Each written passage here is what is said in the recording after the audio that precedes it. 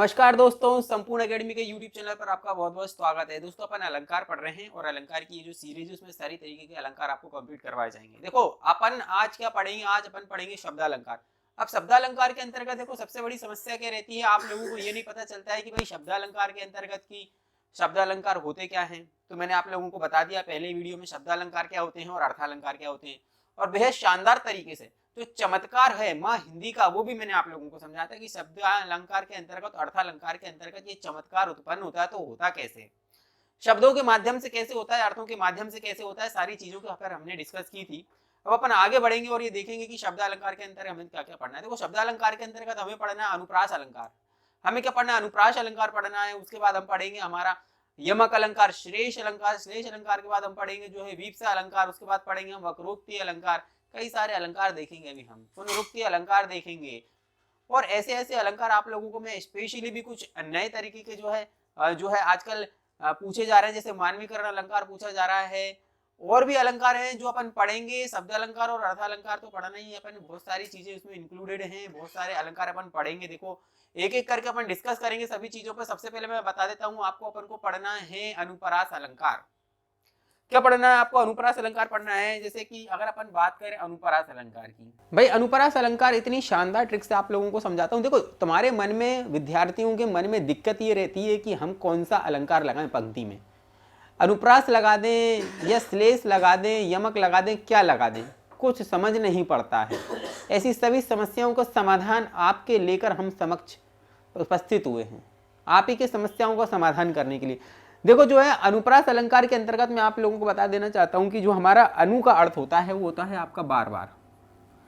अनु का अर्थ है आपका बार बार, और प्रास का मतलब होता है यहां पर वर्ण। तो सीधी सीधी बात यह है कि जहां पर पंक्तियों में या रचना में आपको कोई भी वर्ण या समूह, कोई भी वर्ण या समूह, देखो जहां पंक्तियों में आपको कोई भी वर्ण या वर्ण समूह बार बार आए, उसका रिपीटेशन आपको बार बार दिखे, वहां पर आपका अनुप्रास अलंकार होगा। क्या होगा आपका अनुप्रास, क्योंकि अनु का मतलब होता है बार बार और प्रास का मतलब होता है वर्ण। मतलब जहां आपको कोई भी वर्ण या वर्ण समूह बार बार देखने को मिलेगा, आपको मतलब कि आवृत्ति देखने को मिलेगी, उसकी आवृत्ति बार बार होगी। आई बात समझ में, उसकी आवृत्ति बार बार होगी, वहां पर आपका अनुप्रास अलंकार होगा। क्या होगा, आपका अनुप्रास अलंकार होगा। आपको वो सटीक एग्जांपल मैं देता हूं, जैसे कल कानन कुंडल मोर पखा। आई बात समझ में, कल कानन कुंडल मोर पखा। भाई साहब, अब आप ये पहचान नहीं सकते हो क्या कि इसमें कौन सा अलंकार है, कौन सा अलंकार है इसमें, आप मुझे बताइए भाई साहब इसमें कौन सा अलंकार है। मैंने क्या कहा, कोई वर्ण आएगा, कोई भी वर्ण आ सकता है, कोई वर्ण समूह आ सकता है, क वर्ण की आवृत्ति आ सकती है, व वर्ण की आवृत्ति आ सकती है, कोई भी वर्ण हो अगर वो बार बार रिपीट हो रहा है तो वहां पर कौन सा अलंकार होता है, वहां पर आपका अनुप्रास अलंकार होता है। आई बात समझ में, कौन सा अलंकार होता है, वहां पर अनुप्रास अलंकार होता है। जैसे कि अगर अपन बात करें नंबर 2, जैसे विमल वाणी ने वीणा ली। अब देखो यहां पर अगर अपन बात करें विमल वाणी ने वीणा ली, देखो वाह रहा है, वाह रहा है और वाह, मतलब वर्णों की जो रिपीटेशन होगी तो वहां पर आप समझ जाना कि कौन सा अलंकार होता है, वहां पर होता है आपका अनुप्रास अलंकार। जैसे कि अगर अपन बात करें कालिंदी कूल कदम्ब की डारिन, अब देखो यहां पर किस वर्ण की आवृत्ति हो रही, का दिख रहा है, का दिख रहा है, का दिख रहा है, का दिख रहा है, क्या दिख रहा है आपको, का दिख रहा है, का दिख रहा है और का दिख रहा है। तो जहां पर भी आपको किसी भी पंक्तियों में वर्णों का रिपीटेशन देखने को मिलेगा, वहां पर क्या होगा, आपका अनुप्रास अलंकार होगा। तो ऐसे जितने भी एग्जाम्पल आपको अगर आते हैं तो वहां पर क्या हो जाएगा, आपका अनुप्रास अलंकार। अगर देखो अपन बात करें और दम के दतिया दमान, दम के दतिया दमान ज्यों, भाई दम के दतिया दुती दमान ज्यों, देखो दम के दतिया दुती, दम के दतिया दुती दमान ज्यों, भाई तो यहां पर आपको क्या देखने को मिल रहा है, द देखने को मिल रहा है, द देखने को मिल रहा है, द देखने को, दा देखने को मिल रहा है। तो भाई जहां पर भी आपको रिपीटेशन वर्णों का देखने को मिलेगा वहां पर क्या हो जाएगा, आपका जो है अनुप्रास अलंकार हो जाएगा। आई बात समझ में। तो ये जो इतने भी एग्जाम्पल मैंने आप लोगों के साथ में साझा किए हैं, आप इनको उतार लें और बेहद शानदार तरीके से मैंने आप लोगों को पढ़ाया, आपको मजा आ जाएगा। आपको नेक्स्ट एग्जाम्पल की अपन बात करते हैं। देखो यहाँ पर सॉरी अपन बात करते हैं, नेक्स्ट जो है हमारा अलंकार है वो है आपका कौन सा अलंकार है भाई, यहाँ पर यमक अलंकार की बात करना है अपन को। कौन से अलंकार की बात करना है, यमक अलंकार की। देखो यमक अलंकार की अगर अपन बात करें तो भाई यमक अलंकार में क्या होता है कि जहां भी आपको पंक्तियों में एक शब्द दो या दो से अधिक बार देखने को मिलेगा और हर बार उसका अर्थ अलग अलग मिले, वहां पर यमक अलंकार होगा। देखो अनुप्रास अलंकार में आपको क्या होगा, वर्ण की आवृत्ति होगी, जबकि हमारे यमक अलंकार के अंतर्गत क्या होगा, शब्द की आवृत्ति आपको देखने को मिलेगी। तो जहां पर भी काव्य पंक्ति में आपको कोई शब्द बार बार देखने को मिलता है, मतलब दो या दो से अधिक बार देखने को मिलता है, वहां पर क्या हो जाता है, आपका जो है यमक अलंकार होता है। और हर बार उसका मतलब हमारा जो है अर्थ अलग अलग निकलेगा। मतलब कि जहां पंक्तियों में या काव्य में या पंक्तियों में कोई शब्द दो बार या उससे अधिक बार आए,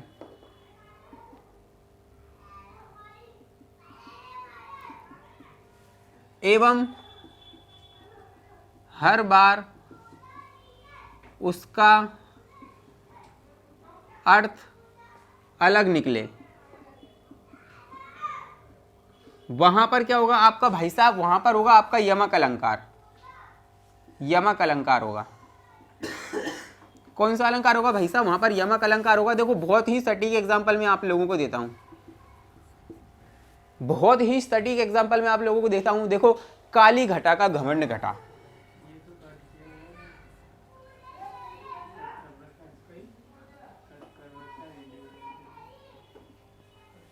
नंबर 2,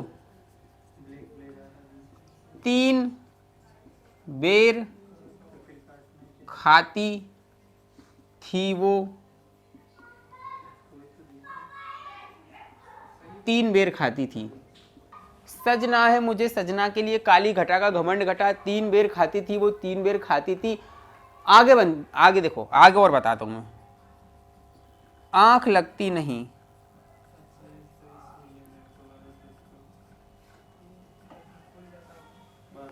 आंख लगती नहीं पर आंख लगती है।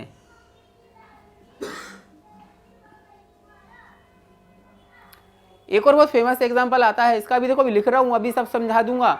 ऐसे दिमाग में ऐसी तस्वीर लगा दूंगा ना आपकी अलंकारों की के उसको है ना सैनिटाइजर भी कर लोगे ना तो भी वो मिटेगी नहीं आपके दिलो दिमाग से।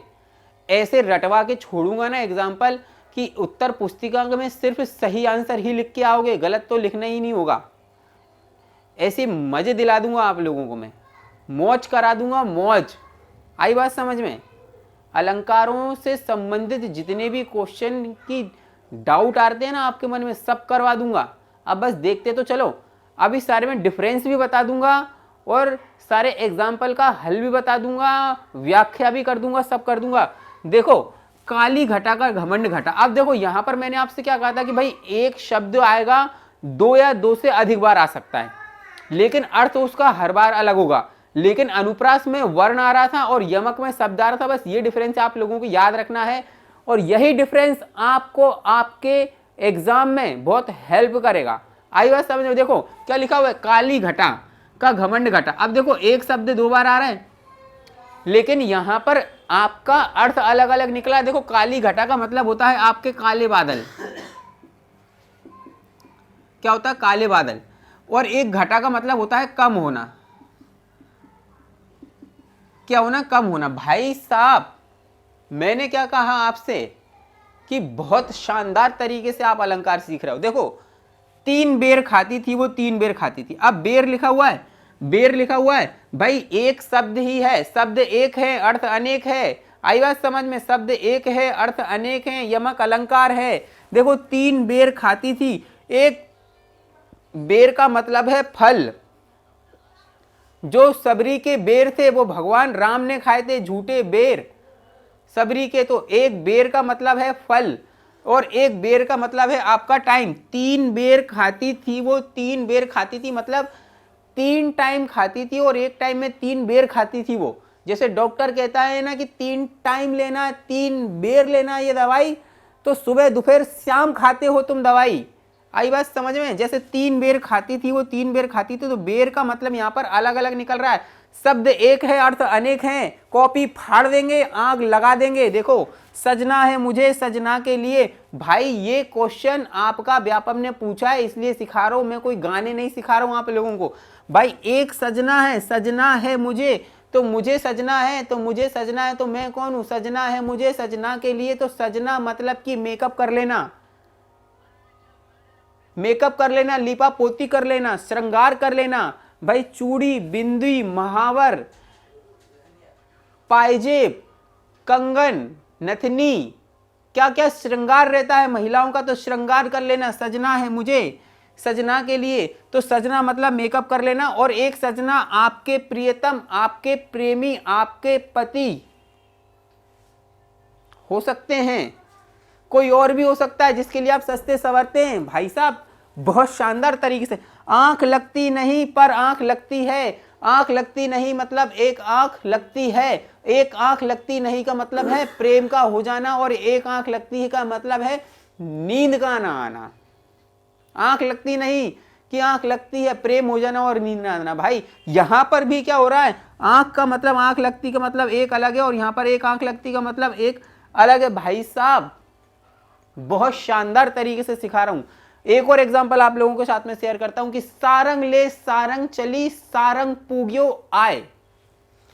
सारंग ले सारंग चली सारंग पूग्यो आए। सारंग के शब्द की रिपीटेशन हो रही है, जिसमें एक सारंग का मतलब घड़ा है।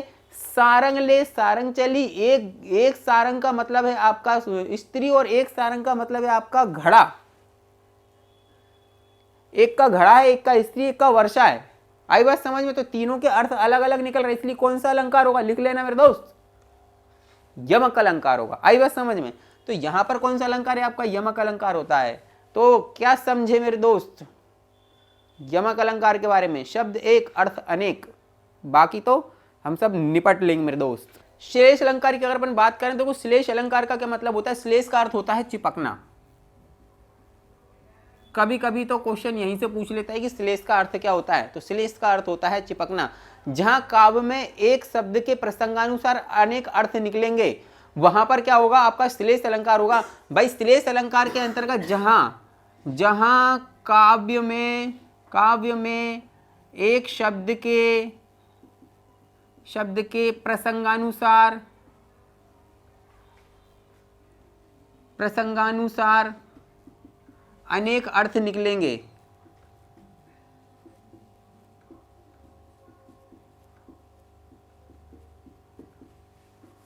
भाई जहां काव्य में एक शब्द के प्रसंगानुसार अनेक अर्थ निकलेंगे, वहां पर होता है आपका श्लेष अलंकार। मेरे दोस्त कौन सा अलंकार होगा वहां पर? श्लेष अलंकार। कौन सा अलंकार होगा? प्रसंगानुसार। अगर जहां पर भाई जो है एक ही शब्द के अनेक अर्थ निकलेंगे, वहां पर आपका कौन सा अलंकार होगा? प्रसंगानुसार जो है आपके अर्थ अनेक निकलेंगे, वहां पर श्लेष अलंकार होगा। अब देखो तीनों का डिफरेंस भी बताऊंगा आप लोगों को, तीनों का डिफरेंस भी बताऊंगा, मजा आ जाएगा। देखो मैंने क्या कहा यहाँ पर, जहां काव्य में एक शब्द के, तो यहाँ पर शब्द एक ही होगा लेकिन उसके अर्थ अनेक निकलेंगे। जिस तरीके से निकलेंगे देखो, मंगन को देख पट देत बार बार। मंगन को देख पट देत बार बार। मंगन को देख पट देत बार बार का क्या मतलब है मेरे दोस्त? कि भाई एक मंगन का मतलब तो पहले ये समझ लो होता है भिखारी, भीख मांगने वाला। मंगन को देख पट देत बार बार। अब यहां पर जो पट है उसके प्रसंगानुसार शब्द एक है, अर्थ अनेक है। आई बात समझ में? लेकिन यमक अलंकार के अंतर्गत शब्दों का रिपीटेशन हो रहा था, यहां पर शब्दों का रिपीटेशन नहीं होगा मेरे दोस्त।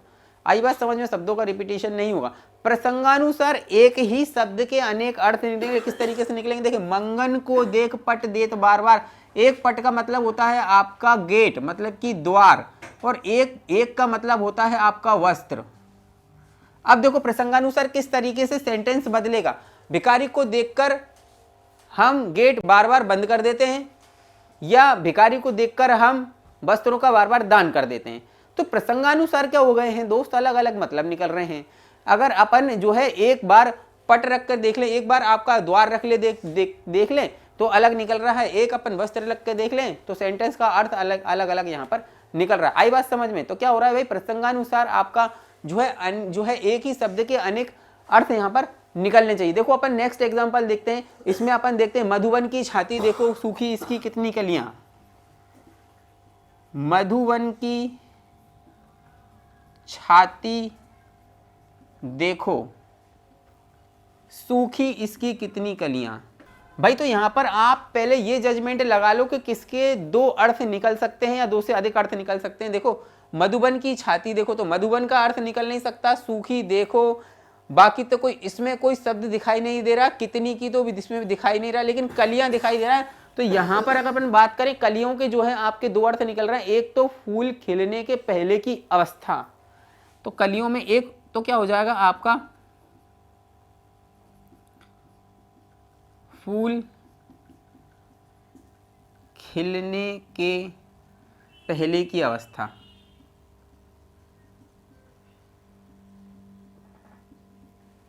दूसरी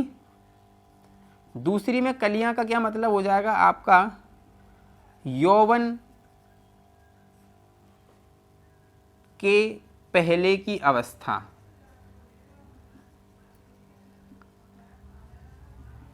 आई बात समझ में। तो यौवन के पहले की अवस्था, तो ये क्या था आपका श्लेष अलंकार। याद रखना मेरे दोस्त, गलत मत करके आना। मैंने आप लोगों को क्या सिखाया है यहाँ पर एक बार और बता देता हूँ मैं, कि मैंने आप लोगों को ये सिखाया है कि भाई जब भी आपका क्या हो जाएगा वर्ण की आवृत्ति होगी, वर्ण की आवृत्ति होगी तो वहां पर अनुप्रास अलंकार होगा, शब्दों का रिपीटेशन होगा, अर्थ अनेक अलग अलग निकलेंगे, एक शब्द का एक अर्थ निकलेगा, वहां पर यमक अलंकार होगा। श्लेष में आपका शब्द एक ही रहेगा, अर्थ अनेक निकलेंगे। आई बात समझ में। ये आपको ध्यान रखना है तीनों के अंतर्गत। क्या करना है आपको, तीनों के अंतर्गत ये ध्यान रखना है मेरे दोस्त। आई बात समझ में, ठीक है, सफिशिएंट है आप लोगों के लिए। आई बात समझ में आप लोगों को बहुत अच्छी तरीके से मैं समझता हूँ। उम्मीद है मुझे कि बहुत अच्छी तरीके से आपने चीज़ों को सीखा होगा, ठीक है। तो फिर अपन मिलते हैं नेक्स्ट वीडियो में, आगे के अलंकारों की बात करेंगे अपन। और कहीं मत जाइएगा, और ज़रूर से ज़रूर हमारी नेक्स्ट क्लास भी आप लोग अटेंड कीजिएगा। और मुझे उम्मीद हो कि ये वीडियो भी आपको बहुत ज़्यादा पसंद आएगा, इसलिए संपूर्ण एकेडमी के यूट्यूब चैनल को आप ज़रूर से ज़रूर सब्सक्राइब कर लें। और भाइयों आपसे विनम्र निवेदन है, वीडियो को लाइक भी करा करें, शेयर भी करा करें, और उस पर कमेंट भी करा करें मेरे दोस्तों, ठीक है। तो फिर मिलते हैं अपन नेक्स्ट पार्ट में, अगले अलंकारों की अपन बात करेंगे। तब तक के लिए जय हिंद, धन्यवाद।